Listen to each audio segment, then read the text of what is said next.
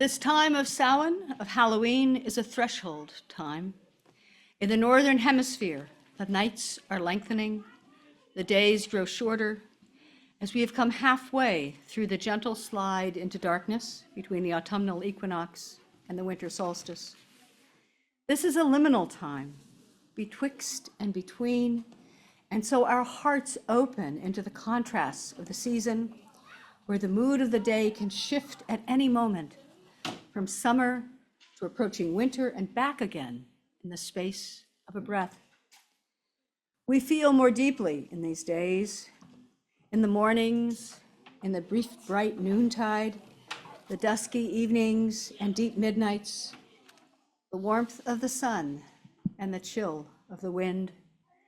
We delight in the brilliant glowing leaves, translucent in the slanting rays of sun, intertwined with the lacework of bare branches against the sky. Our spirits resonate with the sadness of the growing dark and our remembrance of loved ones who are no longer with us, even as we revel in the merriment of dressing up in costume and going from door to door demanding sweets with joy and laughter ringing through the air. We notice the contrast in our moods as we move from honoring the ancestors with a litany of those we have lost from our community and our families this year, into the painting of Halloween pumpkins and preparing our costumes to celebrate the season in a few days.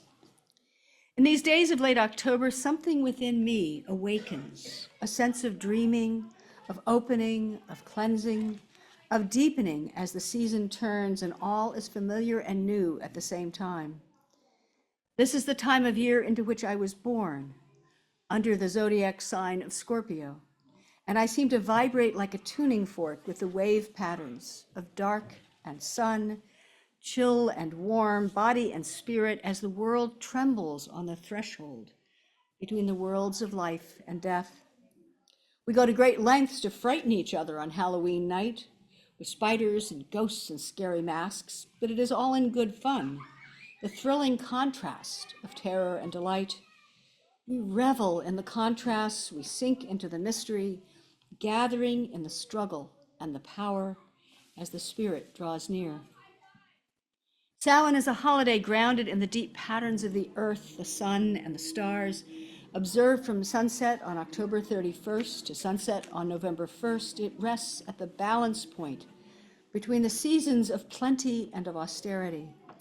In ancient traditions, this time of year marked the end of the growing season, the end of reliable light, warmth, and nourishment close at hand, as the annual decline into darkness, cold, and death begins.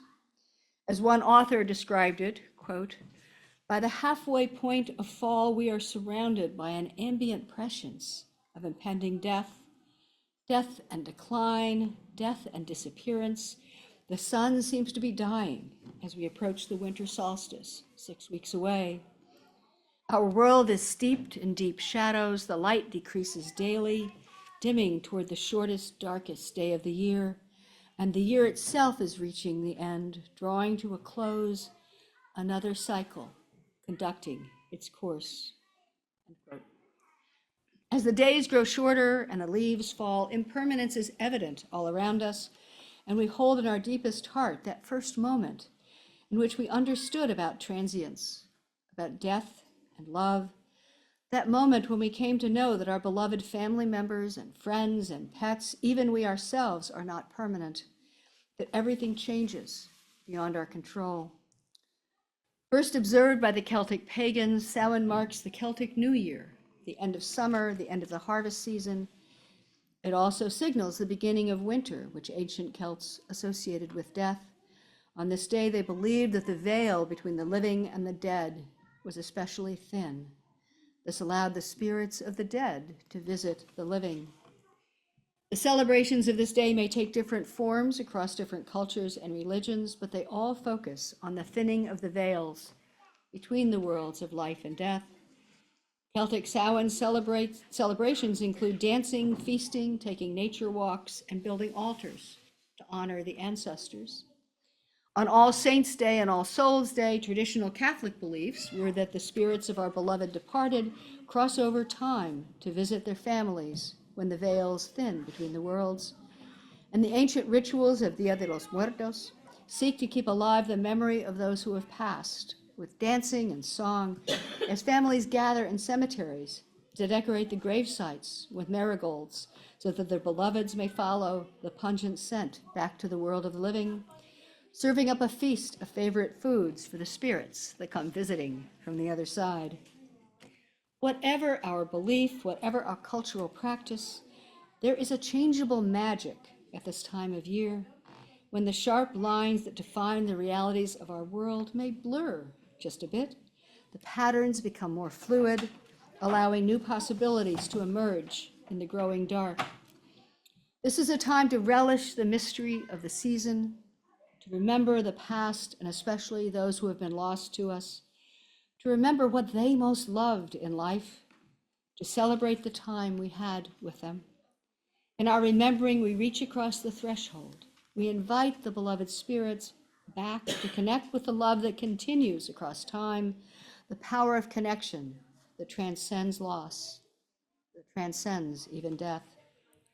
And yes, this is a time to remember our dreams, to cherish and live into our commitments and hopes. We may find hope in the growing awareness of difficult realities in our world, in rising activism to address patterns of oppression and hate, in the sustaining community we create with each other, in the breath that carries us one breath at a time through life. And yes, this is a time to explore what might be possible, a time to say yes to what is emerging within and among us. This time between the seasons, between the worlds, can be full of delightful surprises and new unfoldings that surpass our wildest imaginings.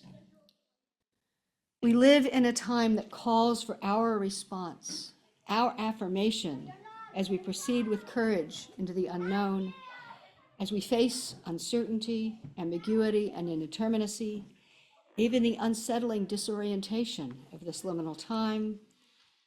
Now is the time for us to choose, choosing to move with grace into the emerging space, opening across the threshold to say yes to the new, yes to being open and a little bit experimental, yes to stretching into new ways of being.